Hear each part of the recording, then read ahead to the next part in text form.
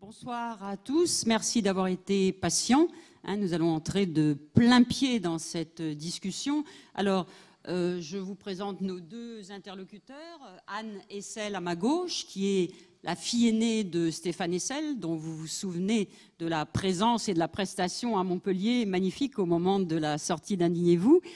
Anne Hessel le Carpentier n'est pas évidemment que la fille de Stéphane. Elle est docteure en médecine, docteure en chimie, et elle a été très tôt formée à l'écologie. C'est une vieille histoire, c'est pas aujourd'hui qu'elle s'intéresse à cette question. Formée à l'écologie par un monsieur dont certains se souviendront peut-être dans les années 70, André Gorz, qui est l'auteur, qui est considéré comme le fondateur de l'écologie politique et qui a été, elle vous en parlera longuement, un petit peu son père spirituel. Alors, Pierre Larouturou, à ma droite, est ingénieur agronome, économiste, et donc avec Anne Hessel et Jean Jouzel, ils sont à la fois les auteurs de ce petit livre que nous avons publié, mais ils sont aussi les créateurs, les fondateurs de ce fameux pacte européen finance-climat, dont le but est de demander à l'Europe, puisque souvent les nations sont déficitaires, défaillantes dans leurs actions en faveur, dans la lutte contre le dérèglement climatique. Et Pierre va vous parler très longuement de ce pacte finance-climat qui demande à l'Europe, qui charge l'Europe de prendre en main cette question, de passer à l'action avec évidemment tous les corollaires, toutes les conséquences, la création d'emplois, nombreux emplois, il sera plus précis que moi, et surtout le lancement au fond d'un nouveau modèle économique et l'occasion, on va le voir, ils vont nous le dire tous les deux, de redonner du souffle à l'Europe à travers ce projet écologique qui est aussi un projet politique. Alors évidemment, on regrette l'absence de Jean Jouzel, mais qui est avec nous, évidemment, en pensée, un grand climatologue, glaciologue, qui a été un des tout premiers à alerter la France et la planète et qui a été à cette question, à ce thème du dérèglement climatique, qui a été bénéficiaire donc du prix Nobel de la paix en 2007, qui a été attribué conjointement au GIEC, le groupe international pour le climat, et à Al Gore, si vous vous souvenez, l'ancien vice-président américain. Et prix Nobel, vous voyez, de la paix. Donc je crois que là, on est en plein dans notre sujet. L'écologie déborde la préservation de l'environnement. Je lisais encore récemment un entretien avec Jane Goodall, vous savez, cette grande primatologue, qui disait « Même les animaux ont une résilience, ils arriveront à s'en remettre, mais peut-être que l'humanité, si elle ne prend pas à bras-le-corps cette question, elle aura du mal à dépasser des difficultés énormes. Donc on va revenir sur tout ça, mais avant, je voudrais, avant que Pierre nous développe plus spécifiquement ce pacte européen, et sa raison d'être, son état aujourd'hui, qui le soutient, je voudrais passer la parole à Anne et lui demander, au fond, de nous parler de ce fondement politique de l'écologie, à travers sa fréquentation, puisque adolescente, elle a beaucoup fréquenté André Gorz, le père de l'écologie politique, qui s'appelait aussi, il a eu plusieurs noms, il s'appelait Michel Bosquet quand il signait dans le Nouvel Observateur et quand il écrivait aussi des livres. Anne.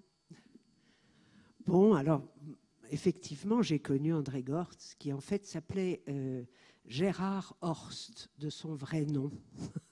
Mais il adorait les pseudonymes. Je suis aussi quand même la fille de Stéphane Hessel et ça, c'est une chance que j'espère vous m'enviez tous.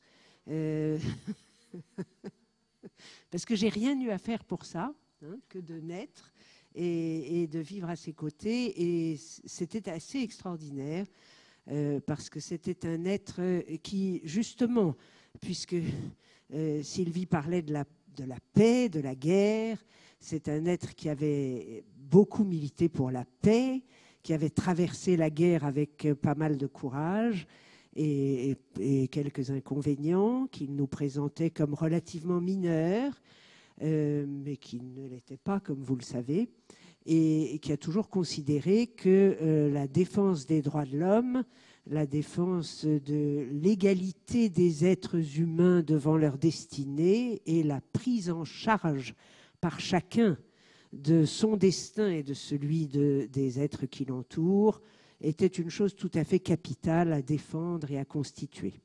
Alors effectivement, il a beaucoup connu André Gortz, qui fréquentait à la maison et que j'admirais profondément et qui a eu la gentillesse de m'inviter, de me former, de beaucoup discuter avec moi.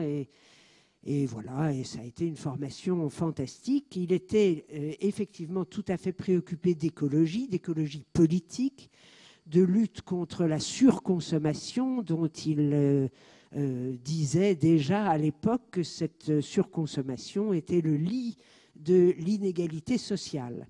Que plus on consommait, plus on produisait, plus les inégalités se creusaient entre les riches et les pauvres d'un même pays, entre les pays riches et les pays pauvres de la planète, et que cette surconsommation et cet idéal de surconsommation faisait le lit des conflits violents, que nous sortions de la Deuxième Guerre mondiale, mais que les guerres qui pouvaient être évitées au sein de l'Union européenne grâce à la fondation, entre autres, de cette Union européenne, fleurissaient partout ailleurs. Et nous avons peut-être le sentiment d'avoir vécu ces dernières années, ces dernières 70 années en paix, mais parce que nous avions la chance de vivre en Europe. Partout ailleurs, les guerres font rage. Alors, le climat ou les ressources énergétiques qu'à l'époque, on pensait, André Gortz pensait qu'elles allaient être épuisées. Et déjà, il pensait que ça nous obligerait à changer complètement de paradigme économique et politique. Maintenant, nous savons que l'ingéniosité malfaisante humaine réussira probablement à continuer à trouver des énergies de plus en plus difficiles, de plus en plus chères, de plus en plus polluantes, et que la question n'est presque plus là. La question est celle du climat et celle de la production du CO2 et du méthane essentiellement, qui sont les deux principaux gaz à effet de serre, et que c'est cette question-là qui doit limiter les activités humaines et les transformer, les faire pencher ailleurs. Voilà, mais les conséquences sont à peu près les mêmes. C'est qu'il va falloir absolument allier la sobriété qui nous regarde tous et chacun, et les solutions globales, les solutions sociales, les solutions politiques qui nous regardent tous pour faire pression sur les politiques. Voilà, mais je pense que d'abord un petit rappel court, parce que je suis sûre que Pierre va faire court sur cette partie-là, un petit rappel court sur l'urgence climatique est toujours bonne à prendre, car on commence à penser, on est tous très nombreux, à commencer à penser que ça y est, on est au courant, le climat se dérègle et il va falloir faire quelque chose. Je pense que certains d'entre nous ne sont pas encore au courant à fond de l'urgence de ce dérèglement et de l'urgence des solutions à mettre en place. Donc je laisse Pierre vous affoler un peu et après ça, vous consoler. Oui, donc à toi, Pierre. Alors vous avez beau être des enfants de Stéphane Hessel, hein, vous êtes donc des optimistes, mais quand même, tous les voyants sont au rouge. Hein, et les derniers, par exemple, le dernier rapport du World Resources Institute, hein, ce think tank américain spécialisé dans les questions environnementales, note que les rejets de CO2 sont repartis à la hausse en 2018, alors qu'entre 2015 et 2017, à peu près, ça stagnait, enfin, peut-être vas-tu me contredire. Et alors, je voudrais juste vous citer autre chose aussi. La directrice exécutive du programme des Nations Unies pour l'environnement, hein, la Tanzanienne Joyce Msuya, disait nous passons d'une alarme incendie mondiale, dernier rapport du GIEC, hein, c'est sa conclusion, à une enquête sur un incendie criminel. Hein, c'est comme ça qu'elle définit le dernier rapport du PNUE, hein, cette fondation de l'ONU, hein, pour la défense de l'environnement. Donc peut-être, Pierre, tu vas nous rappeler quand même l'état, hein, de ce dérèglement climatique. Et ensuite, je pense qu'il serait très intéressant, puisque le sous-titre, hein, de ce livre, et c'est sa vertu, je crois, les solutions sont là. Hein, il suffit de vouloir les mettre en œuvre. Hein, donc ces deux aspects, si tu pouvais développer, à la fois la situation réelle, l'urgence, hein, comme disait Anne, et puis ce pacte finance qui est une des solutions efficaces et d'avenir et qui incite à l'espoir. Merci Sylvie, merci à toute l'équipe qui a organisé ce débat, merci à vous d'être là. Je pense que si on est si nombreux partout, et puis vous savez, on est 2 millions à avoir signé une pétition pour que la justice mette la pression sur le gouvernement. Je suis à Bruxelles dimanche, ils annoncent encore une manifestation énorme. Donc je pense que partout, les citoyens comprennent la gravité du problème. Et si vous êtes là, c'est que vous savez déjà la gravité. Donc le début de mon exposé sera juste pour vous donner des arguments pour que vous puissiez en parler avec des copains, avec le cousin qui n'a toujours rien compris ou qui fait semblant qui est dans le déni. Même Jean Jouzel, je viens de l'avoir au téléphone, il est en Chine, donc il vous demande de l'excuser, mais il est dans un congrès de climatologues. Son bilan carbone est catastrophique, mais il plantera des arbres la semaine prochaine. Donc, y compris Jean Jouzel, vous dit que son frère continue à penser que Jean s'inquiète pour rien et que tout ça n'est peut-être pas si grave. Voilà. Donc je pense qu'il y a encore quelques personnes qui n'ont pas compris la gravité du problème et qu'il y a beaucoup de dirigeants qui n'ont pas compris pourquoi le problème est en train de s'accélérer. La plupart des dirigeants politiques savent qu'ils vont faire un mandat, pas beaucoup plus. On prend les dossiers en arrivant, on les fourguera au suivant et puis voilà, il n'y a pas de risque d'écroulement. Et la plupart des problèmes qu'on a à gérer sont à peu près linéaires. Or, le problème du climat ou le problème de la biodiversité ne sont pas des problèmes linéaires. On peut arriver très vite à un moment d'effondrement, à un moment où il ne sera plus possible d'agir. Même si on veut accélérer à ce moment-là, ce sera trop tard. Et ça, il y a beaucoup de nos dirigeants qui n'ont pas compris. On était il y a quelque temps avec Jean Jouzel à l'Assemblée nationale et 4 députés ont pris le micro pour dire « Merci, j'ai compris aujourd'hui la gravité du problème ». Peut-être que d'autres n'étaient même pas venus à la réunion. Donc il y a encore un boulot de pédagogie, et puis pour dire pourquoi c'est grave, pourquoi ça s'accélère, et surtout, bonne nouvelle, on peut gagner la bataille, il y a vraiment des solutions tout à fait efficaces. Donc le pacte qu'on vous propose, c'est une idée qui était déjà dans le collectif Roosevelt, qu'on avait créé avec Anne, avec son papa Stéphane, avec Rocard, avec Edgar Morin. En 2012, on avait mis 15 propositions en disant quand Roosevelt arrive, il fait un New Deal avec 15 solutions et une des solutions, c'était déjà ça. Et puis là, depuis 18 mois, avec Jean Jouzel et quelques autres, on s'est dit, bon, on va se focaliser sur un sujet. On est dans des pays qui ont beaucoup de mal à parler de sujets un peu compliqués et si on veut tout faire passer, on n'y arrivera pas. Et comme la question du climat, ce n'est pas la seule importante, hein. Le problème de la précarité, le problème du chômage, il y a plein d'autres sujets très importants, mais la question du climat est peut-être la seule qui nous amène à une crise irréversible très vite. Donc on s'est dit, on va se focaliser là-dessus pour essayer d'avoir une victoire, et puis voilà pourquoi pendant quelques temps on se concentre là-dessus. Donc du coup on peut rassembler très largement. Laurence Parisot m'appelle pour dire « Vous ne m'avez jamais convaincu sur la semaine de 4 jours, avec ce que vous écrivez avec Michel Rocard, je n'ai jamais compris, mais là sur le climat, je vais vous aider ». Et donc on a en même temps Laurence Parisot et Rudy Deleuve, qui est le patron des syndicats européens. On a en même temps Alain Juppé, qui a fait voter le conseil municipal de Bordeaux pour nous soutenir, et Manuela Carmena, la maire de Madrid, qui est Podemos. Donc Podemos et Alain Juppé, ce n'est pas tout à fait pareil. On a en même temps le patron du Grand Orient, je ne sais pas où il est là, et puis Monseigneur Dufay, qui travaille avec le pape François, qui est en direct avec le pape François. On a en même temps des maires de grandes villes, et Vanik Berberian, qui est le président des maires ruraux. Et on en est très heureux. Et quand on voyait en même temps Laurence Parisot et le patron des syndicats européens, ils savent qu'ils ont beaucoup de désaccords très importants, ils le savent, mais ils sont heureux de faire campagne ensemble sur un truc comme le climat en disant on pourra parler d'autres sujets après ou en parallèle, mais on veut gagner la bataille du climat. Donc Sylvie demandait où on en est des émissions. Donc je vais commencer par un petit quiz, parce que c'est le vendredi soir, là il faut se réveiller, sinon c'est... Donc ce n'est pas noté, rassurez-vous, mais un petit quiz qu'on a fait devant les députés l'autre jour. Donc en principe, la France devrait baisser chaque année de 3% ou de 4%, c'est ça notre engagement. En principe, on devrait diminuer au moins chaque année de 3% nos émissions. Donc à votre avis, vous allez voter. Est-ce qu'on a vraiment été champion du monde, là aussi, dans ce domaine? Alors, on a fait moins 3%, bravo. Est-ce qu'on a fait moins 1 en 2017 ou est-ce qu'on a fait plus 1? Donc on vote. Qui c'est qui pense qu'on a fait moins 3%? Ceux-là ne sont pas là, évidemment. Qui c'est qui pense qu'on a fait -1? OK. Et qui c'est qui pense qu'on a fait +1? Ah ah! On a fait +3%. Plus 3,2 pour être précis, pour ceux qui aiment les maths. Donc on peut en rigoler pendant quelques secondes, vaut mieux en rigoler, mais c'est juste catastrophique. Le chiffre est catastrophique. Il y en a qui pensent qu'on va un peu trop lentement, mais qu'on va dans le bon sens. En fait, non, on ne va pas du tout dans le bon sens. Au lieu de baisser chaque année de 3% nos émissions, on a fait plus 3%. Et ce qui est catastrophique, c'est que tout le monde s'en fiche. C'est pour ça aussi que Nicolas Hulot démissionne, parce qu'un chiffre comme ça, il aurait dû provoquer un électrochoc. Et comme c'est pareil dans toute l'Europe, quasiment, on aurait pu penser qu'il y avait un Conseil européen pendant 3 jours, on éteint les portables et on réfléchit vraiment à ce qu'on peut faire. On aurait pu penser qu'en France, comme ailleurs, le gouvernement allait pendant 3 jours réfléchir à qu'est-ce qu'on fait pour casser la courbe. Non, tout le monde s'en fout. Eurostat fait un communiqué pour dire que la France a augmenté de 3% ses émissions et on continue la routine et on verse des larmes de crocodile quand il y a des milliers de maisons qui crament en Californie ou autre.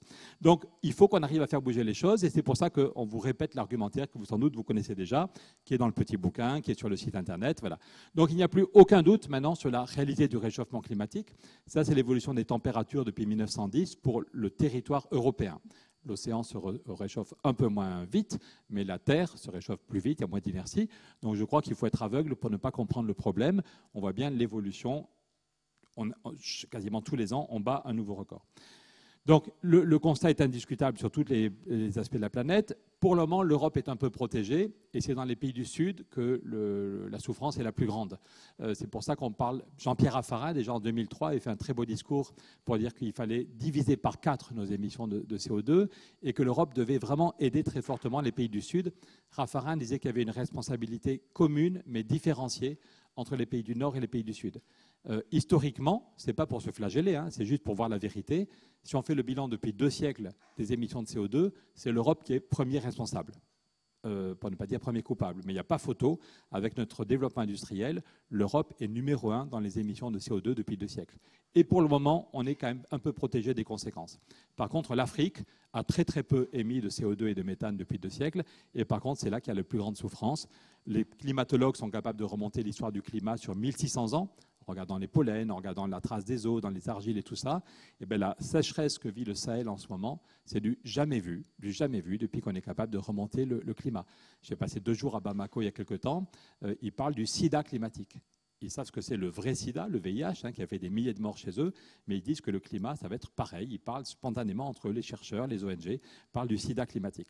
Donc c'est d'abord essentiellement dans les pays du Sud qu'on souffre le plus, et on n'en parle pas beaucoup. Il n'y a pas beaucoup de journaux qui font leur une sur le fait que c'est la plus grave sécheresse depuis 1600 ans. Et puis peut-être, heureusement, de façon cynique ou paradoxale, les pays du Nord commencent aussi à être touchés. Là, c'est la Californie. Un barrage qui est une réserve d'eau potable pour une grande ville en 2011 et puis 3 ans plus tard. Je montre ces photos parce que Claude Allègre, vous vous souvenez peut-être, qui avait été ministre de la Recherche, a fait un bouquin monstrueux où il expliquait que toutes ces histoires des écologistes, c'était n'importe quoi. Ils faisaient des courbes à main levée, c'est beaucoup plus facile que de prendre des vraies courbes. Et donc, suite à son bouquin qui expliquait qu'il n'y avait pas de réchauffement climatique, ou peut-être dans un siècle, bon, vraiment, c'était abracadabrantesque, d'après lui, le temps qu'on perdait à parler du climat. Mais donc, Claude Allègre pensait qu'a priori, il n'y avait pas de problème, et que si un jour il y avait un problème climatique, les technologies allaient sauver le monde, que ce n'était pas la peine de changer nos modes de vie, ce que tu disais avec André Gorz, qu'on pouvait continuer à consommer n'importe comment, que les technologies allaient sauver le monde. Eh bien, donc, suite à ce bouquin, il y a des centaines de scientifiques, à la suite de Valérie Masson-Delmotte, qui ont dit que ce n'était pas possible et qu'il fallait que l'Académie des sciences organise un débat pendant 6 mois. Il y a eu 6 mois de débat à la loyale et à la fin, l'Académie des sciences a voté à l'unanimité, y compris Claude Allègre, qui ce jour-là a avalé son chapeau, y compris Claude Allègre, a voté un texte pour dire qu'il n'y avait plus aucun doute sur la réalité du réchauffement climatique et qu'il était dû au moins à 95%, on y reviendra, au CO2 et aux activités humaines. Donc voilà, Claude Allègre avale son chapeau sur savoir s'il y a ou pas un dérèglement climatique et savoir si ou pas les technologies vont suffire à nous sauver. Bien sûr, c'est important, les technologies, on y reviendra, évidemment, mais dire que pas besoin de changer de mode de vie, les technologies vont tout régler, qu'il aille en parler en Californie, quand au bout de 3 ans de sécheresse, pourtant la Californie, ce n'est pas des données, tous les jours il y a une start-up qui se crée, tous les jours ils déposent des brevets, mais quand il n'y a plus d'eau, il n'y a plus d'eau. Et déjà en 2014, on commençait à rationner l'eau pour les agriculteurs ou pour les gens qui vivaient en ville. Et puis cette année, vous avez vu les feux de forêt en décembre, des feux de forêt monstrueux, des milliers de maisons qui brûlent, parce qu'au bout de 7 années de canicule et de sécheresse, on estime qu'il y a une centaine de millions d'arbres qui sont morts, et dès qu'il y a une étincelle, ça fait des dégâts considérables. Donc il n'y a plus aucun doute sur la réalité de ce réchauffement climatique et sur ses conséquences de plus en plus importantes. Comme économiste, je vais essayer de montrer comment on peut financer la lutte contre le dérèglement climatique, mais on peut déjà dire ce que ça nous coûte de ne rien faire ou de faire des grands discours et de ne pas passer à l'action. Voilà, ça c'est une courbe qui vient des sociétés d'assurance et qui montre depuis 1990 le nombre de catastrophes climatiques qui ont des conséquences financières. Donc ça sous-estime les problèmes dans les pays du Sud, mais ça donne une bonne image de ce qu'il en est dans les pays où les gens sont bien assurés, l'Europe, les États-Unis, la Chine, le Japon. Vous voyez comment ça a multiplié par 2,5. Le nombre d'événements climatiques extrêmes qui ont des conséquences a été multiplié par 2,5. Alors, le coût pourrait être plus faible si on ne construisait pas en zone inondable. Donc, ce que je veux dire, je ne vais pas être trop long là-desdessus, mais ce n'est pas du 100% lié au climat, parce que si on évitait de construire dans les zones inondables, si on évitait de construire dans des endroits boisés et qu'on entretenait les forêts, l'évolution serait moins frappante. Mais en tout cas, il n'y a aucun doute sur le fait que le nombre d'événements climatiques extrêmes augmente, ou alors, par exemple, pour les cyclones, pour le moment, leur nombre n'augmente pas, mais c'est des cyclones très, très violents. C'est-à-dire que le nombre de cyclones est à peu près stable depuis 20 ans, mais par contre, les cyclones avec des bourrasques de vent au-dessus de 200 km/h ont doublé depuis 20 ans. Voilà. Et la nature nous envoie, pour ceux d'entre nous qui n'arrivons pas à lire les rapports du GIEC, qui sont quand même très compliqués, très techniques, avec plein de chiffres en tout petit, la nature nous envoie des photos pour nous faire comprendre ce qui va se passer dans 10, 20 ans, 30 ans, si on n'est pas capable de changer complètement de braquet. C'est des feux de forêt, c'est des canicules à répétition, c'est des inondations à répétition, en Ile-de-France comme partout. Dans l'Aude, l'autre jour, il y a eu une dizaine de morts à cause des inondations. Donc en gros, c'est tout le cycle de l'eau. C'est pour ça qu'il ne faut plus parler d'un réchauffement climatique. Parce qu'un réchauffement, ça peut être cool. Aujourd'hui, même à Montpellier, il fait un peu froid. Tout le monde serait d'accord pour avoir 1 degré de plus. Donc si c'était un gentil réchauffement avec juste 1 degré de plus, ce ne serait pas grave. En fait, c'est tout le cycle de l'eau qui se dérègle. Donc quand on manque d'eau, c'est des sécheresses de plus en plus graves, des canicules de plus en plus élevées. Et quand l'eau tombe, au contraire, elle arrive de façon de plus en plus brutale. Une des conséquences les plus graves, évidemment, c'est la question des réfugiés. Maintenant, l'ONU dit que la question du climat est la raison numéro 1 pour l'augmentation du nombre de réfugiés. Alors bon, je ne vais pas insister voilà, toutes les semaines, on pourrait faire une copie d'écran du Monde, du Figaro, du Midi Libre sur, là, vous voyez, plus de 80 morts, des milliers de maisons qui sont emportées par les inondations, plus de 80 morts. Ça n'arrête pas. Il y a 2 ans, les inondations en Ile-de-France, qui fait que la récolte de blé a perdu moins 30%. À Paris, c'était rigolo, on allait voir la Seine qui débordait, c'était très rigolo pour les citadins, mais dans la campagne, c'était beaucoup moins rigolo. Quand vous avez ça d'eau dans les parcelles de blé, le grain ne se remplit pas ou il commence à pourrir. Donc en France et en Belgique, on a perdu 30% sur la récolte. Heureusement que l'Ukraine, vous savez, on a tous appris qu'il y a 2 greniers qui nourrissent l'Europe, la France et la Belgique, et puis l'Ukraine. Heureusement que l'Ukraine a fait une très très belle récolte cette année-là, parce que si la même année, on avait la France et l'Ukraine qui étaient touchés, soit par une inondation, soit par une canicule au mois de juin, ça fait pareil que le grain ne se remplit pas, on aurait des tickets de rationnement. Il ne faut pas croire qu'on est au-dessus de tout ça.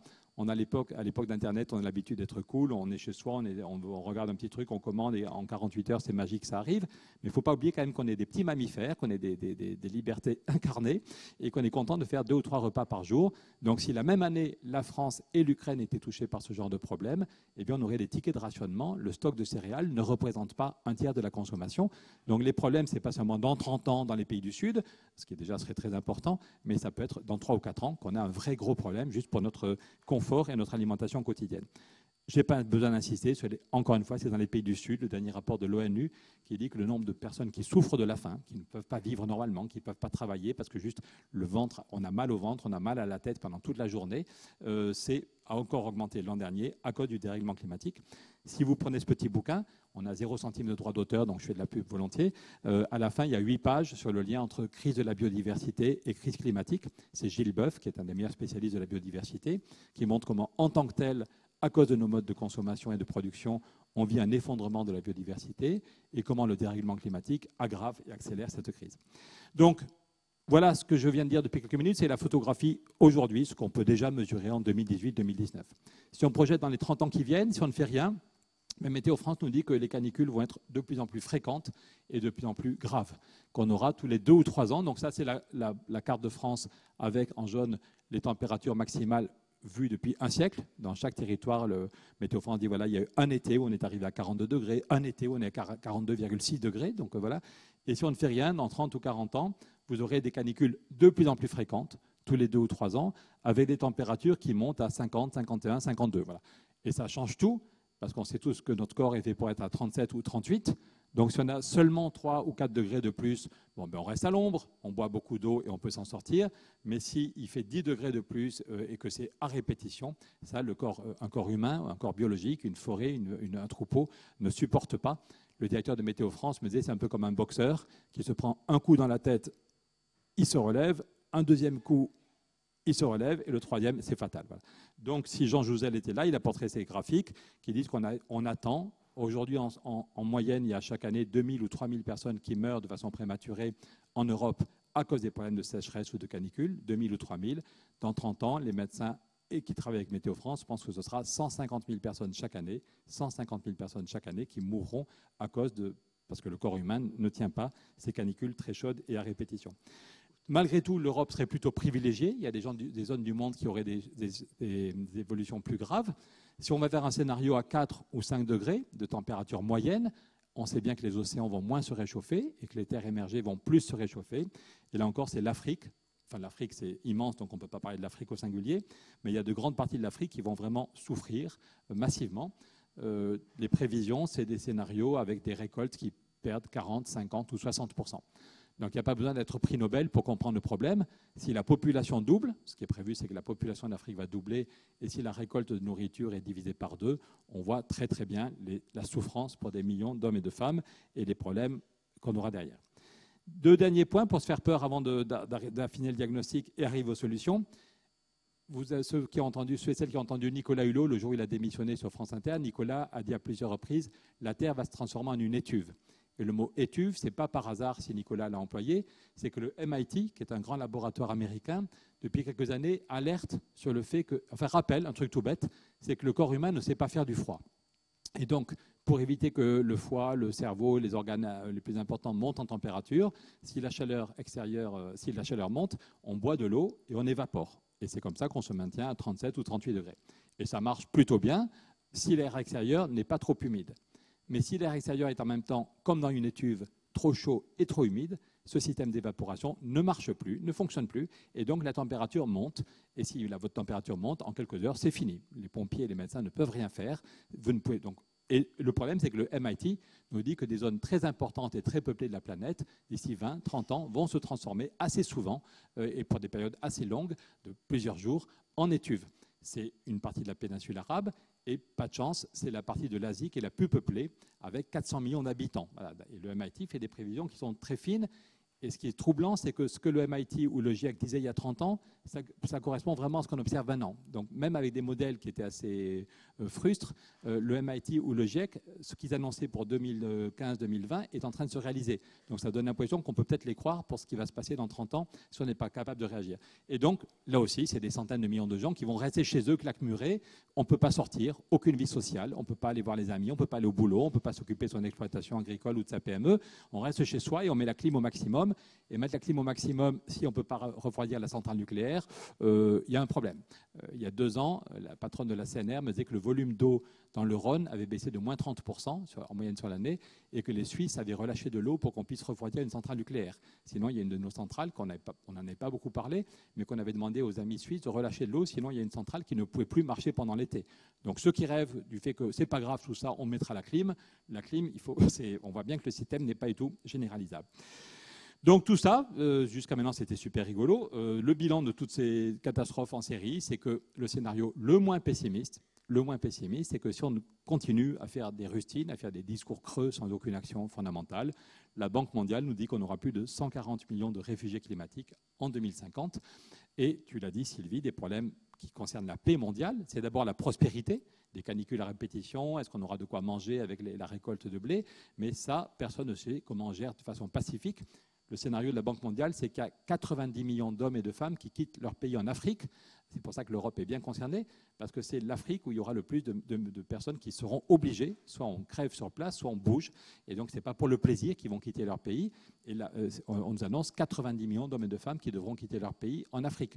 Donc, à 17 km de l'Afrique, il y a l'Europe. Voilà. Donc, est-ce que l'Europe sera capable de gérer de façon intelligente, fraternelle, non violente ces mouvements? Sans doute non. C'est pour ça que le GIEC a eu le prix Nobel de la paix.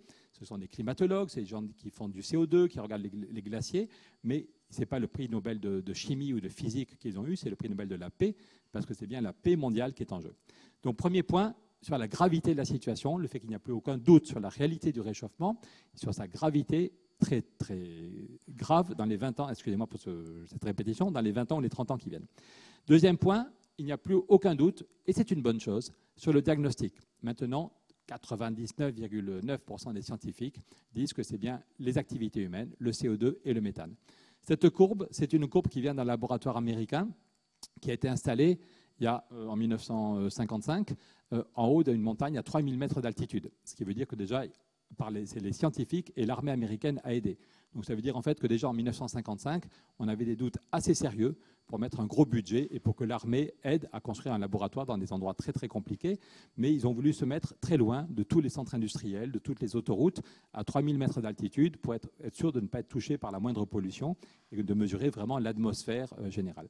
Donc au début, je croyais que c'était une courbe. La première fois que je l'ai vu, je pensais que c'était une courbe simplifiée pour les enfants, tellement le petit zigouzi rouge, là, il est mignon et régulier.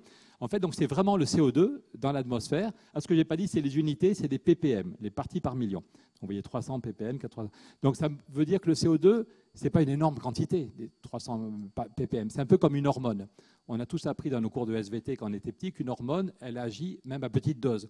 Même si vous avez juste un tout petit peu trop d'hormones thyroïdiennes, si vous en avez un tout petit, même un micro-milligramme, je parle sous le contrôle de la docteure, ça suffit. Si vous avez juste un microgramme en trop, vous allez être surexcité, vous n'arrivez pas à dormir, vous avez les yeux qui sortent.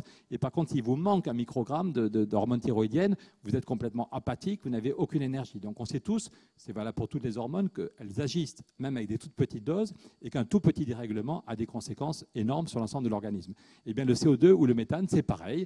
Ce n'est pas des quantités colossales, c'est juste des parties par million, mais ça a un impact colossal. Pourquoi le petit zigouzi rouge? C'est le rythme des saisons.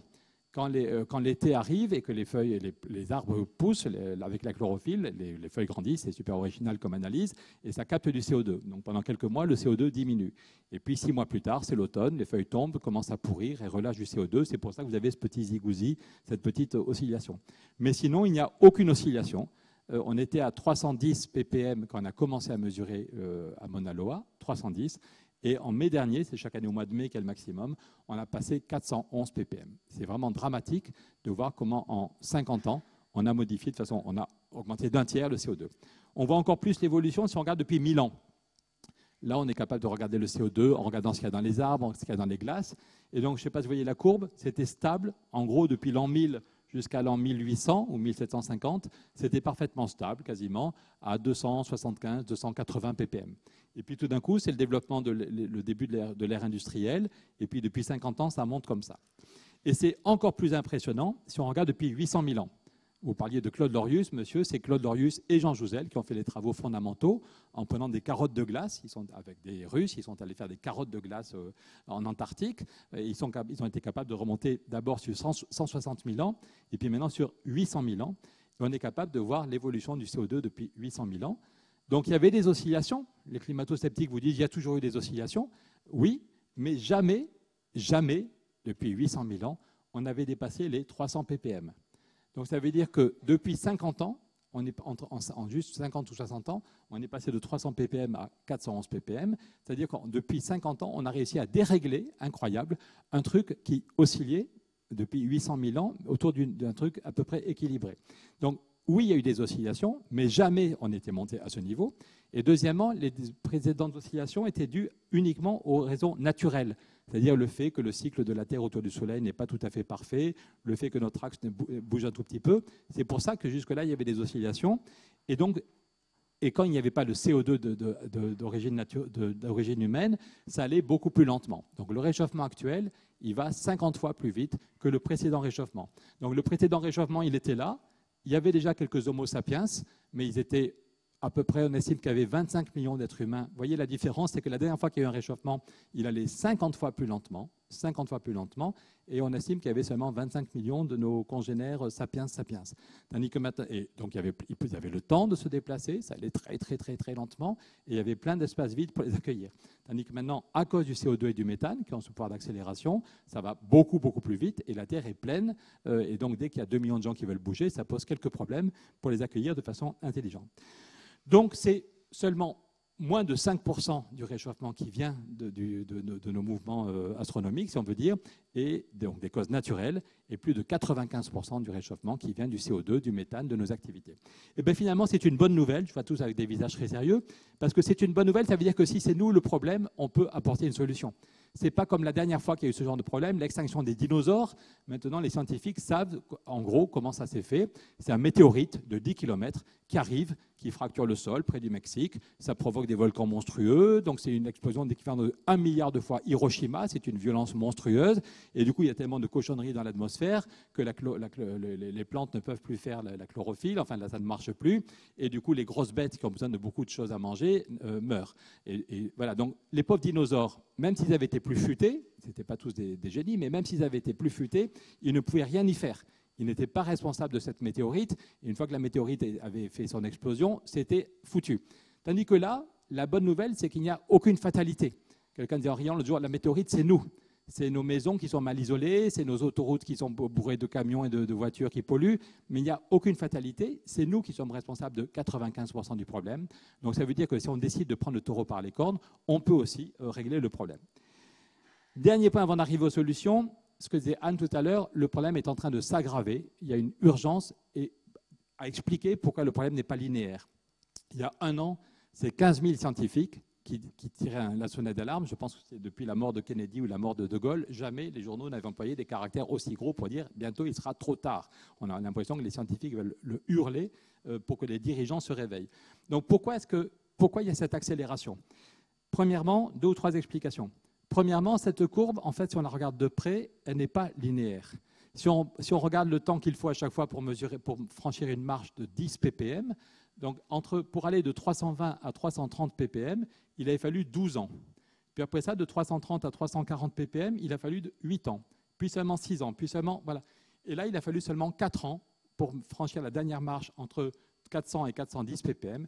Il a fallu 4 ans. Donc c'est quand même flippant de se dire que malgré tous les rapports du GIEC, malgré les conventions internationales, malgré les COP, non seulement le problème ne se calme pas, mais ça va 3 fois plus vite. Vous voyez ce que je veux dire? C'est que la concentration en CO2 dans l'atmosphère, son évolution est 3 fois plus rapide en ce moment qu'il y a 50 ans quand on a commencé à le mesurer. Pourquoi? Parce que nos émissions de CO2 continuent à augmenter. Vous avez vu le petit quiz qu'on a fait il y a 10 minutes.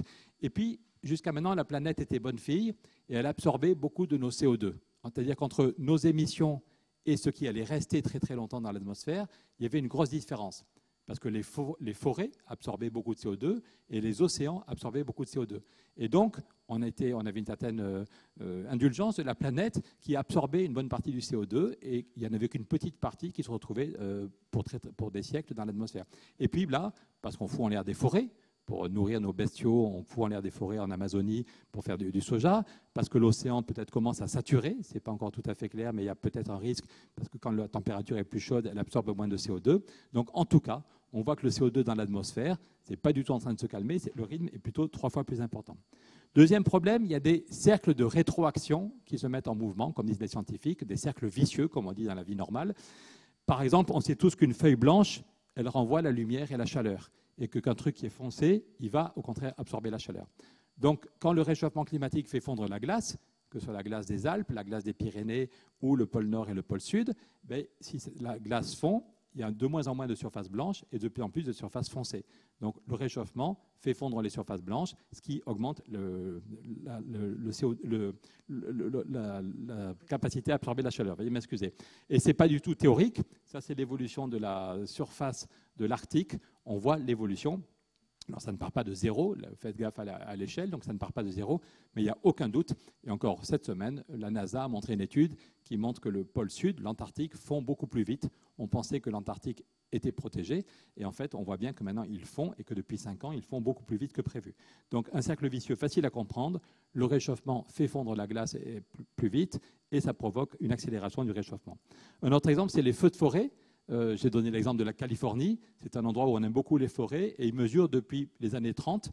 Chaque barrette, là, c'est les années 30, les années 40, les années 50, les années 60. Vous voyez l'évolution des feux de forêt. Et c'est pareil. Un arbre qui grandit, il va capter du CO2.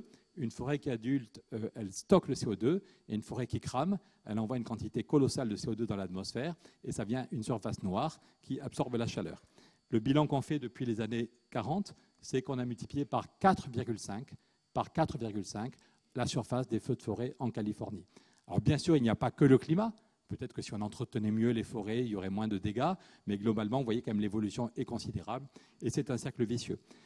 Donc du coup, tous les climatologues et maintenant l'ONU nous disent arrêtez les blagues, arrêtez les demi-mesures, arrêtez les politiques de petits pas. Le dernier rapport de l'ONU, pourtant c'est des diplomates. En général, les diplomates, il n'y a pas un mot qui va gêner les dirigeants. Là, ils disent qu'il y a un écart catastrophique entre les engagements des États et ce qu'il faudrait faire. Donc c'est grave parce qu'ils ne sont même pas à nous dire qu'on ne tient pas nos engagements. Mais ce que dit l'ONU, c'est que même si on tenait nos engagements, ce qu'on ne fait pas, mais même si l'Europe, la Chine, les États-Unis, le Brésil tenaient leurs engagements, eh bien on ne serait pas du tout sorti du problème. Cette courbe, ce sont les émissions de CO2 depuis 1970. On voit que si on ne fait rien du tout, c'est la courbe en jaune, on va vers un réchauffement à 5 degrés. Personne n'ose imaginer 5 ou 6. Enfin, ça ne se stabilise pas du tout.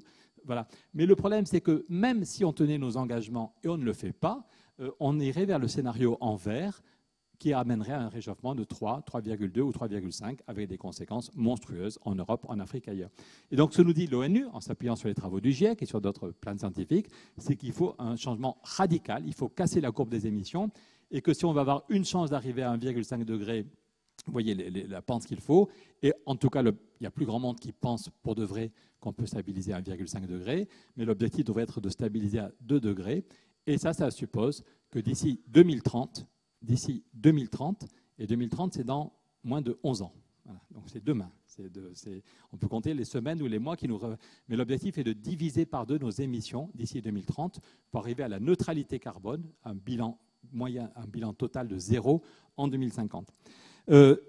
Et ce qui se passe dans les 10 ans qui viennent, tous les scientifiques, certains vous disent qu'on n'a plus que 2 ans pour agir. En fait, on ne va pas se flinguer dans 2 ans si on n'a pas... Mais par contre, ce qui est évident, c'est que plus personne ne supporte les scénarios où tout finit bien en 2050, parce que tout d'un coup, entre 2040 et 2050, on a fait un énorme effort, on a inventé de nouvelles technologies. C'est vraiment se mentir à nous-mêmes que de croire qu'on va y arriver, parce que dans la dernière décennie, tout va changer. Donc, ou bien on est capable de bouger maintenant, entre 2019 et 2030, ou bien ce sera foutu. C'est un peu comme quand on était petit, il y avait parfois des toboggans en double pente. Il y avait des toboggans où au début, ça va lentement, et si vous avez la trouille, vous pouvez encore vous arrêter. Mais une fois qu'on est parti sur la pente rapide, là, on ne peut plus s'arrêter. Et le réchauffement, c'est pareil. Il y a un moment où, à cause des cercles vicieux dont j'ai parlé, même si à ce moment-là, on comprend, parce que les événements sont tellement visibles que tout le monde comprend, même si là, ce sera foutu. Même si dans 10 ans, même si on se réveille et qu'on y met des moyens, ce sera trop tard. Donc la question fondamentale, c'est quels sont les moyens qu'on met dans les 2, 3, 4 années qui viennent. Si on décide de le faire, après ça, ce n'est pas très compliqué intellectuellement. On sait ce qu'il faut faire. On sait dans chaque pays d'où viennent le CO2 et le méthane. En France, par exemple, c'est d'abord les transports. La première source de CO2, c'est on a beaucoup trop de voitures qui sont 3 fois plus lourdes qu'à 50 ans, donc il faut beaucoup d'énergie, même si on a fait des progrès dans les moteurs, il faut beaucoup plus d'énergie. On a beaucoup trop de camions, parce que notre alimentation a fait des centaines ou des milliers de kilomètres, et tout ça bouchonne gentiment sur les routes et sur les autoroutes. Puis c'est l'industrie, puis c'est l'agriculture, puis c'est l'habitat.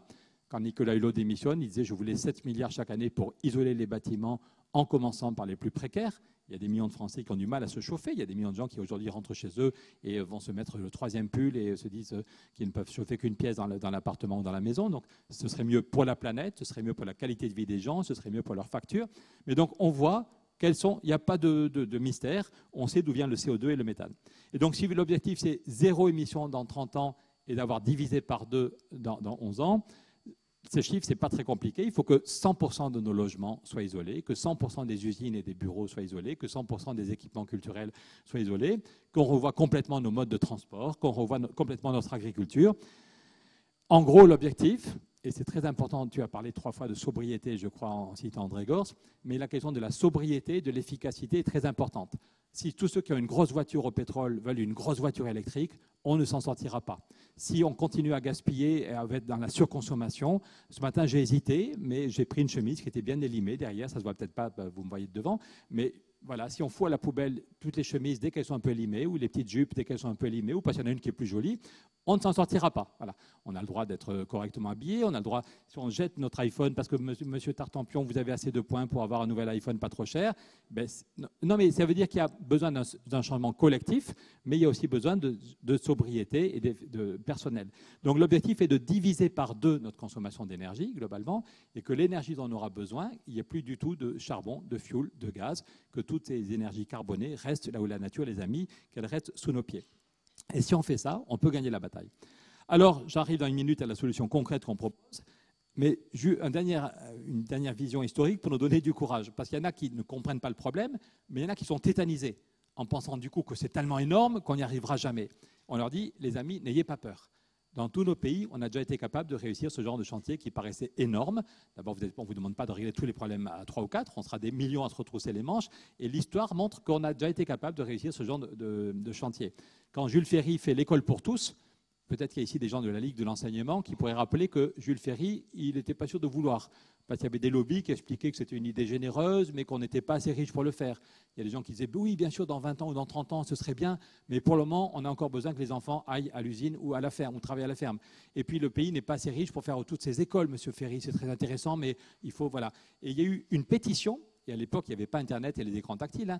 Il y a eu 1 200 000 Français qui ont signé la pétition pour avoir l'école laïque gratuite et obligatoire. On voit des images assez émouvantes où les gens remontent des carrioles, malgré le vent et le froid, ils remontent à Paris. Donc 1 200 000 personnes qui avaient signé une pétition pour dire à Jules Ferry, allez-y, on veut l'école laïque gratuite et obligatoire. Et Jules Ferry, il y a la grande loi, les grands débats à l'Assemblée, et derrière, c'est un énorme bazar, c'est un énorme chantier, mais dans tous les villages de France, on fait l'école des garçons, l'école des filles, la maison des maîtres, on a fait des dizaines de milliers d'instituteurs. Bien sûr, c'est compliqué, bien sûr, on s'engueule un peu parce que le maire et l'architecte ne sont pas tout à fait d'accord, mais ce qu'on retient, c'est qu'en 20 ans ou en 25 ans, on a réussi ce chantier incroyable de l'école pour tous d'un pays qui était beaucoup, beaucoup moins riche qu'aujourd'hui. La France de ces années-là était beaucoup moins riche. On a eu une ambition qui était partagée par des millions de gens et on a été capable de le réussir. D'une autre façon, quand Kennedy dit on va aller sur la Lune, il y en a qui pensent qu'il est frappadingue. Kennedy n'a pas la moindre idée de tous les problèmes techniques qu'il faudra régler. C'est du jamais vu aller sur la Lune. Voilà. Mais il donne un cap. Des millions de gens ont un frisson dans le dos en disant purée, ça a de l'allure, on va aller sur la Lune. On se donne les moyens. Le budget de la NASA va être multiplié par 15, excusez du peu, mais en 4 ans, ça ne se fait pas en 3 semaines, mais en 4 ou 5 ans, le budget est multiplié par 15. On crée 400 000 emplois et tout le pays se retrouve derrière ce projet et tout le monde profite des retombées technologiques. Donc la question est de savoir, est-ce qu'on a envie, peut-être que d'aller sur la Lune, c'est moins important que de sauver notre humanité et de sauver la paix dans les 30 ans qui viennent. On commence les bonnes nouvelles. Si on se donne les moyens de prendre le taureau par les cornes, c'est très massivement créateur d'emplois. Et d'un pays où il y a 4 millions de chômeurs, ça peut être important. Parmi les gens qui nous soutiennent, il y a l'ADEME, l'Agence pour les économies d'énergie, qui soutient officiellement notre campagne pour obtenir ce traité européen sur le climat, et qui dit que ce qu'on propose est tout à fait sérieux, et qu'on pourrait créer jusqu'à 900 000 emplois. Rien qu'en France, créer jusqu'à 900 000 emplois, et sur tous nos territoires, pas seulement à Montpellier ou à Paris, mais y compris dans des petites villes ou dans des villages. On a avec nous les maires ruraux de France qui font campagne en disant on voit les problèmes liés au climat, on voit aussi nos villages qui crèvent parce qu'il n'y a plus de boulot et les gens vont en ville. Si on doit isoler tous les bâtiments publics et privés, si on développe le travail à distance pour qu'il y ait moins d'embouteillages, si on fait des énergies renouvelables, ça va aussi créer des emplois dans tous ces villages, sur tous nos territoires. Juste le problème, c'est de savoir comment on le finance. Nicolas Hulot démissionne parce qu'il n'arrive pas à avoir les financements. En Allemagne, j'étais au Bundestag juste avant Noël, les ministres s'engueulent sur les réseaux sociaux sur la question de comment on finance la transition écologique. Il y a Peter Altmaier, qui est un des grands ministres, qui doit faire une loi sur l'efficacité énergétique pour le mois de février. Et Peter Altmaier annonce qu'il ne sait pas comment financer sa loi d'efficacité énergétique et qui dit que l'Allemagne doit revoir à la baisse son ambition écologique. Et une demi-heure après, la ministre de l'Environnement, sur les réseaux sociaux, dit « Peter, tu n'as pas le droit de dire ça. Il faut au contraire accélérer et il faut qu'on se creuse la tête pour trouver des nouveaux financements. » Puis c'est aux Pays-Bas où la justice a condamné le gouvernement parce qu'il n'en faisait pas assez, mais le gouvernement dit « Je ne sais pas comment financer l'isolation des bâtiments ou le fait qu'il faut faire des digues pour se protéger de l'océan. » Au total, au niveau de l'ensemble de l'Europe, c'est la Cour des comptes européenne qui a fait un rapport au vitriol pour dire il y en a marre des histoires qui finissent bien en 2050, mais on ne fait rien d'ici 2030. Donc l'argument que j'ai dit tout à l'heure, ça n'est pas sérieux. Et la Cour des comptes européenne dit que dès 2021, elle demande aux dirigeants européens de trouver chaque année pour réussir la transition, elle dit qu'il faut 1115 milliards d'euros. La Cour des comptes européenne dit qu'il faut chaque année 1115 milliards d'euros. Donc c'est intéressant pour plusieurs raisons. D'abord, c'est la Cour des comptes, ce n'est pas des rigolos. La Cour des comptes européenne, ils passent leur temps à nous rappeler les contraintes. Voilà. Et là, ils disent qu'il y a une contrainte encore plus importante que les contraintes comptables, que nos sociétés vont se fracasser sur la question du climat et de la biodiversité si on n'est pas capable d'agir. Donc c'est quand même intéressant de voir que c'est une autorité. Personne ne peut dire qu'ils ne connaissent pas les contraintes comptables. Deuxièmement, ça donne un ordre de grandeur. On ne cherche pas 5 milliards, on ne cherche pas 15 milliards, on cherche un peu plus de 1000 milliards chaque année. Deuxièmement, à ce niveau-là, troisième argument, c'est ça. À nos yeux, ça met fin à deux utopies. Ceux qui rêvent d'un financement 100% privé, ceux qui nous disent que le politique ne s'en mêle pas, les banques et les assurances vont bientôt changer, les green bonds vont sauver le monde, et puis ceux qui disent au contraire qu'on peut avoir un financement 100% public. Et quand on cherche des sommes aussi colossales, 1100 milliards, il ne faut pas compter sur un 100% public ou sur un 100% privé, il faut vraiment marier les deux financements. Et puis 1100 milliards, on est content parce que c'était 1000 milliards, c'était notre slogan avec ton papa, avec Michel Rocard, avec Edgar Morin. Quand on avait lancé le collectif Roosevelt, on avait des autocollants, d'ailleurs j'en ai encore sur mon ordi. Notre slogan c'était « Pour sauver les banques, on a mis 1000 milliards ». Vous vous souvenez, en 2008, quand les banques s'effondraient, on avait mis 1000 milliards en quelques jours. Et donc on disait « Il faudrait faire pareil pour sauver le climat ». Mais on nous disait, en 2012, certains nous disaient « Vous êtes sympa, mais vous êtes des rêveurs, ça n'est pas possible ». La Banque centrale européenne, en 2008, a mis 1000 milliards, mais c'était une fois, elle ne le refera jamais. C'était en situation d'urgence absolue, les banques allaient s'effondrer. Et c'est vrai. Et on nous disait, les Allemands ne voudront jamais, la Banque centrale européenne ne voudra jamais faire autant d'argent. Et puis tout d'un coup, paboum, cet argument s'effondre. Fin 2014, la Banque centrale européenne annonce qu'elle va créer 1000 milliards. Et ça, il faut qu'on l'explique parce que beaucoup de gens ne le savent pas. Il y a quelques mois, on a fait une réunion commune, Élysée et Matignon, avec Jean Jouzel. Et un gars de Matignon, pas le Premier ministre, mais un des très haut placé, m'a arraché des mains le journal Les Échos. Il découvrait que la BCE avait créé autant d'argent. On appelle ça le quantitative easing pour faire chic, et pour que les citoyens se disent voilà, c'est compliqué, je ne comprends rien, il vaut mieux pas que je m'en mêle. En fait, quand on était petit, on appelait ça la planche à billets, parce qu'autrefois, c'était des planches qui tournaient pour faire des billets physiquement. Maintenant, c'est des ordinateurs, mais c'est pareil, c'est de la planche à billets, c'est de la création monétaire. La Banque centrale a le droit de dire qu'elle. En gros, c'était en 2014, l'activité recule partout, même l'Allemagne a peur de retomber en récession. Donc, je parle vite, mais j'espère que tout le monde a bien compris, ce n'est pas la même chose qu'en 2008. En 2008, c'était le système financier risque de s'effondrer, on met 1000 milliards pour colmater toutes les banques. Ça, c'était l'urgence. Mais ce dont je vous parle, là, c'est quelque chose qui s'est mis en place en vérité à partir d'avril 2015. On l'a annoncé fin 2014 et puis mis en place en 2015. C'est de la création monétaire de routine, tous les mois, en gros 80 milliards. C'est le quantitative easing. Et en plus, Mario Draghi, parce qu'il est assez joueur, de temps en temps, en plus du quantitative easing de routine, il fait ce qu'on appelle les TLTRO. Mais le journal Les Échos, ce n'est pas la gauche de la gauche de la gauche qui invente des trucs complotistes. Hein. Le journal Les Échos nous apprend qu'en une journée, la Banque centrale a créé 233 milliards. Les banques se ruent sur le prêt à taux négatif de la BCE. Vous et moi, quand on a besoin d'argent, on va voir notre banquier, on négocie pendant un mois pour avoir une somme, il donne moins, et c'est un taux d'intérêt à 3%, on est content si on top à 3%. Là, les banques ont eu des taux négatifs. C'est-à-dire que même si juste le fait de prendre de l'argent fait qu'on y gagne. Et donc 233 milliards en un jour, c'est quand même colossal. Il y a peut-être des élus locaux ici qui vont faire une crise cardiaque, parce que dans chaque village de France, on s'engueule dans les conseils municipaux pour trouver 10 000 euros d'économie. Dans chaque grande ville comme à Montpellier, chaque million d'euros est compté et vérifié. Et là, sans aucun contrôle démocratique, 233 milliards créés en une journée. Je rappelle quand Nicolas Hulot démissionne, il dit « je voulais 7 milliards » pour l'isolation des bâtiments, et on m'a dit que ça n'était pas possible. Là, 233 milliards en une journée. Au total, avec des gens qui ont une expertise, ce n'est ni Anne, ni moi, ni Jean Jouzel qui avons vérifié, enfin on a vérifié les calculs, mais il y a des gens qui sont haut placés dans ces organisations qui nous aident, même s'ils n'ont pas le droit d'apparaître dans le débat public. On peut regarder tous les TLTRO, les TLTRO qui ont été faits. On a enlevé tout ce que les banques ont remboursé, parfois de façon plus rapide que prévu, et on peut montrer, sans être contredit, qu'il y a eu un peu plus de 2500 milliards créés en 2 ans et demi. Donc le calcul est facile, c'est à peu près 1000 milliards par an, on ne va pas financer. Donc c'est plutôt une bonne nouvelle, parce que la Cour des comptes nous dit que si on veut sauver l'avenir de notre humanité, il faut trouver en gros 1000 milliards par an.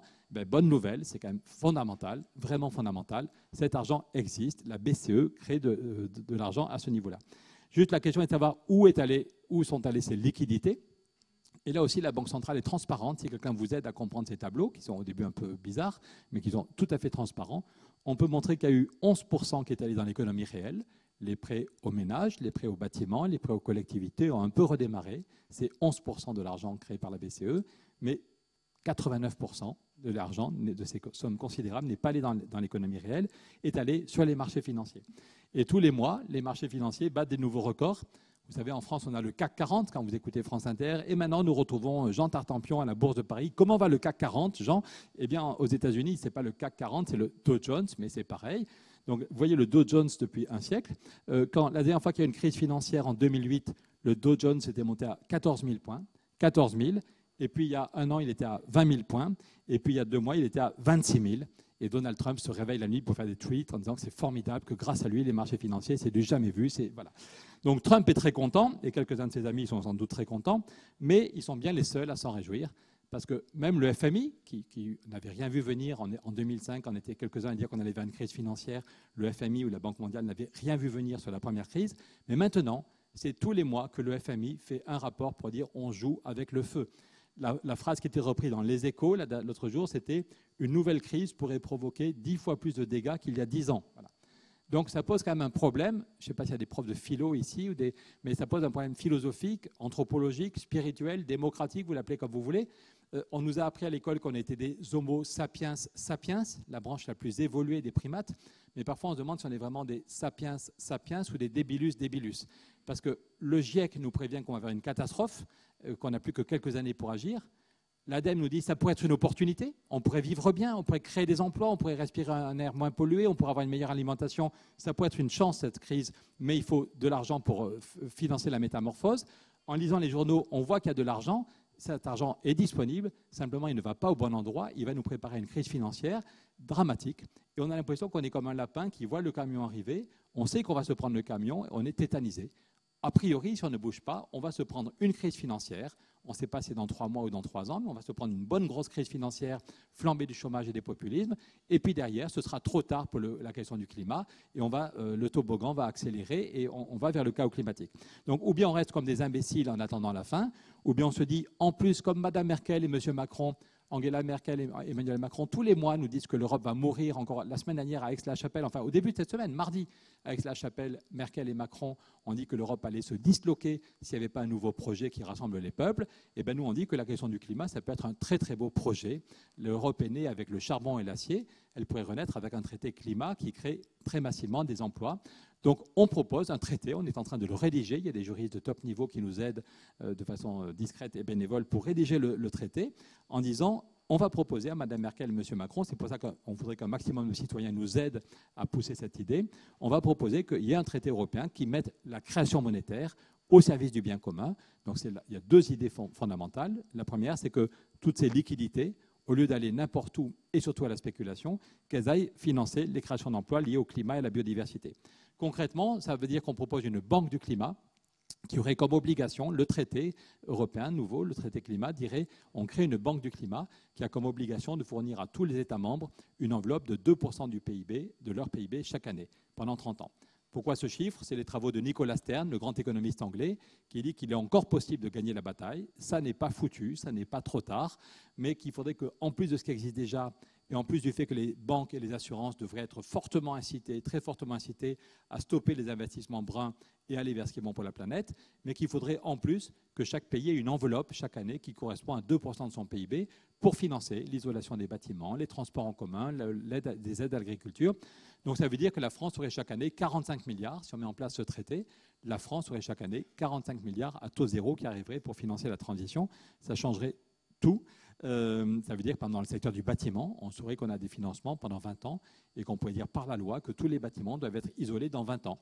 Et du coup, le secteur du bâtiment sait qu'il a du boulot pendant 20 ans et on va recruter des gens, on va les former, parce qu'aujourd'hui, c'est un cercle vicieux. Comme les règles changent tous les 6 mois, aujourd'hui, c'est totalement désespérant. L'année dernière, vous aviez des aides si vous changez les fenêtres. Cette année, vous avez des aides si vous changez la porte. Puis l'année prochaine, on va dire, oh, la chaleur monte, il faut plutôt isoler les bâtiments par en haut. Voilà, donc ça change tous les 6 mois en ce moment. Il n'y a pas les budgets, donc c'est totalement décourageant. Donc le secteur du bâtiment ne fait quasiment aucun effort pour former des gens.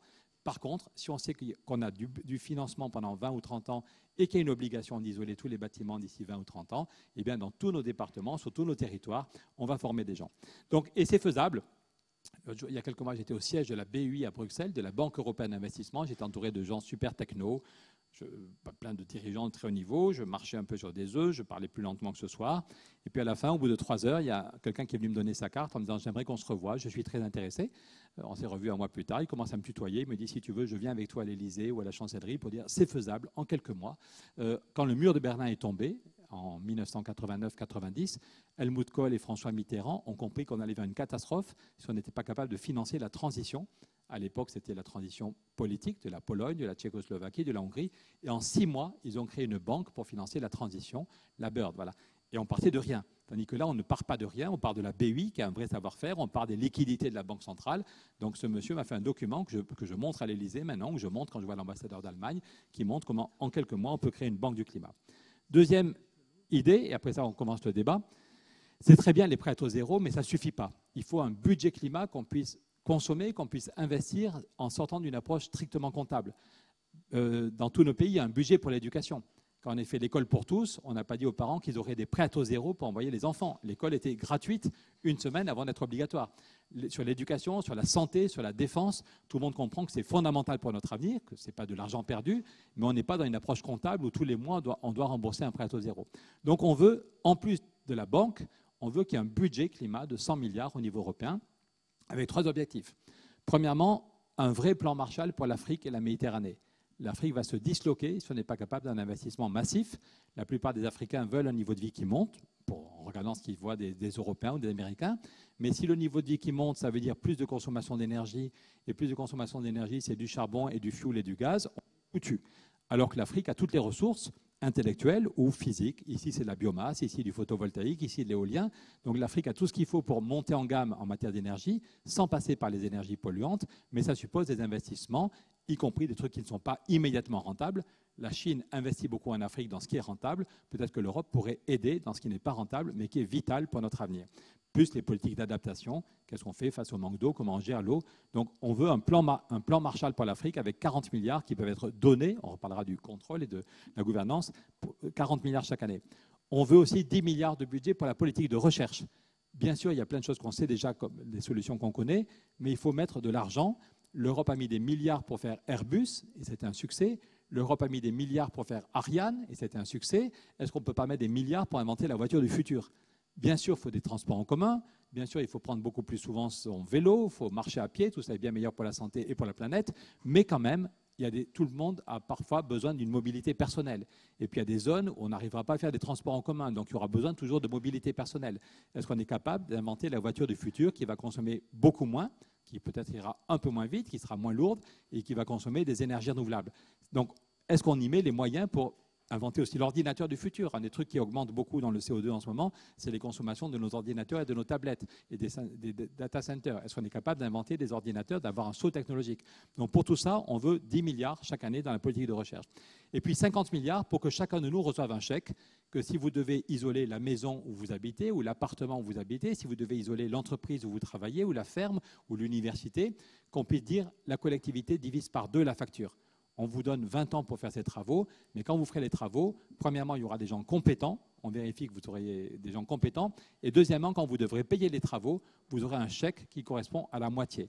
Et donc, que vous soyez une famille, une entreprise ou une collectivité, si la mairie de Montpellier doit isoler toutes les écoles maternelles, ça ne va pas être gratuit si on veut faire des vraies isolations. Et donc, l'Europe pourra dire on paye la moitié de la facture. Donc, concrètement, comment on trouve 100 milliards ? C'est un problème de justice fiscale. Avec les gilets jaunes, je crois que tout le monde a compris qu'on ne peut pas demander de faire retomber tout l'effort sur monsieur, madame, tout le monde. Quand 40% des Français n'ont aucune épargne, on ne va pas leur demander de payer des impôts en plus. Donc, comment trouver 100 milliards sans bloquer l'ensemble de l'Europe avec des gilets jaunes? On pense que la meilleure chose à faire, c'est de lutter contre la concurrence fiscale intra-européenne.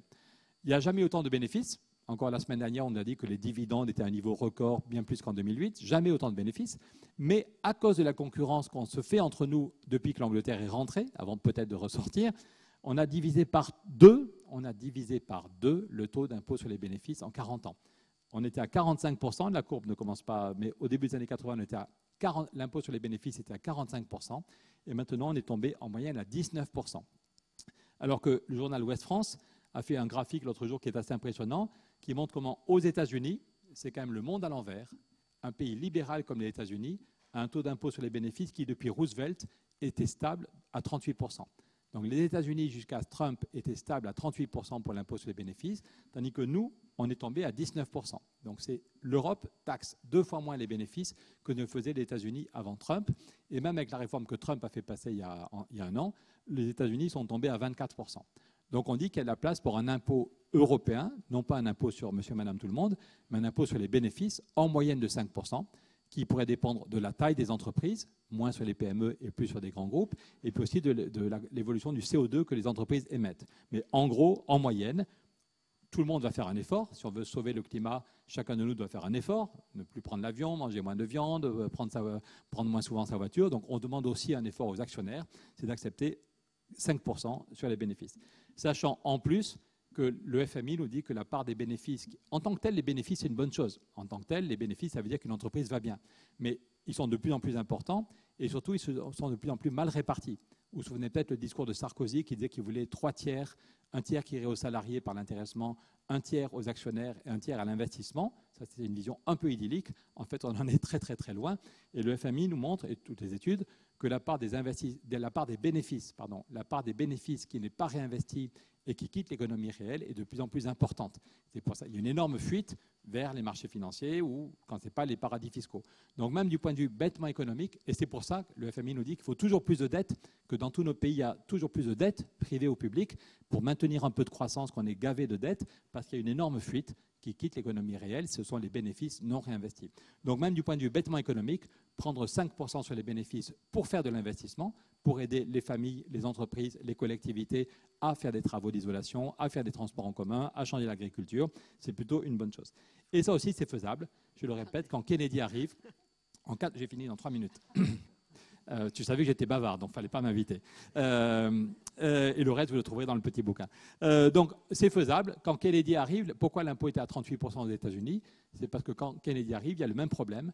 La Floride baissait son impôt, le Texas baissait son impôt, l'Arkansas baissait son impôt, et les caisses étaient vides.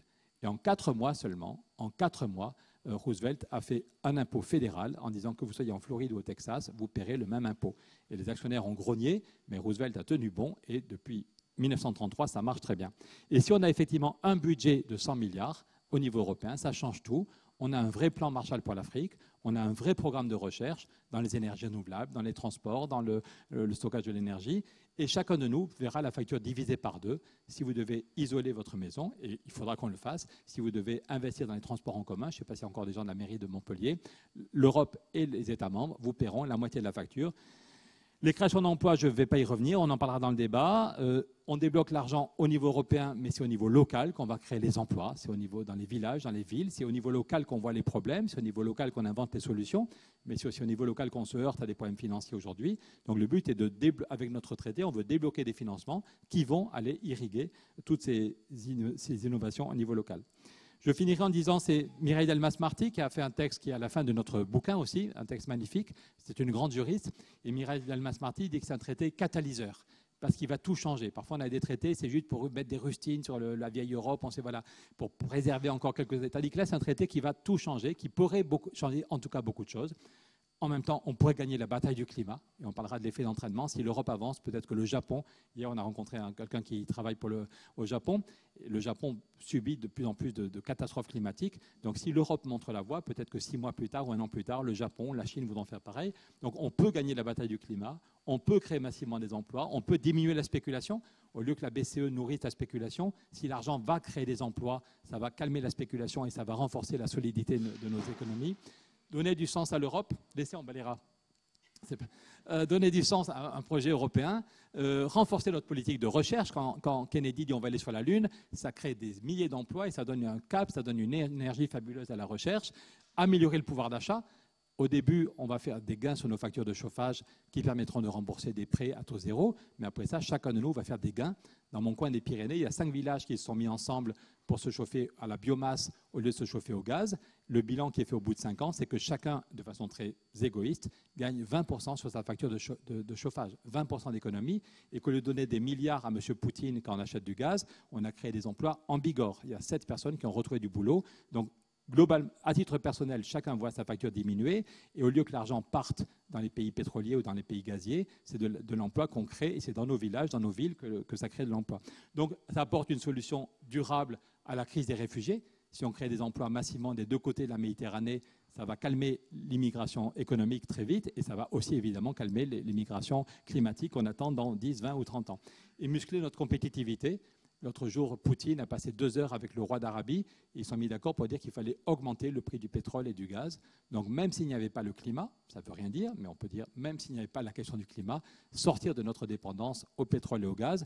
L'an dernier, on a tous ensemble dépensé 270 milliards qui ont quitté nos territoires pour aller vers les États pétroliers, les États gaziers.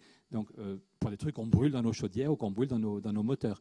Donc, même s'il n'y avait pas la question du climat, ça vaudrait le coup de sortir de cette dépendance. Donc, j'ai fini.